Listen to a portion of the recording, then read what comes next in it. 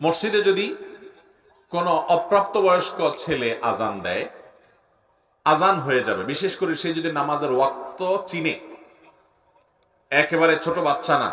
কিশোর বয়সের, সে পবিত্রতা অপবিত্রতা বুঝে, নামাজের ওয়াক্ত চিনে এবং ওয়াক্তের মধ্যে তামিজ এবং পার্থক্য করতে পারে, এতটুকু যোগ্যতা থাকলে সে আজান দিলে আজান হয়ে যাবে, ওই আজান দিয়ে নামাজও পড়া যাবে। কিন্তু যথাসম্ভব প্রাপ্তবয়স্ক মানুষকে দিয়ে আজান দেওয়াটাই উত্তম, কারণ গুরুত্বপূর্ণ একটা ইবাদত অনেকে অবহেলা করে বাচ্চাদেরকে দিয়ে দেওয়া, এই অবহেলার কারণে বাচ্চাদেরকে দিয়ে দেয়ালে সেটা অনুচিত এবং আজানের প্রতি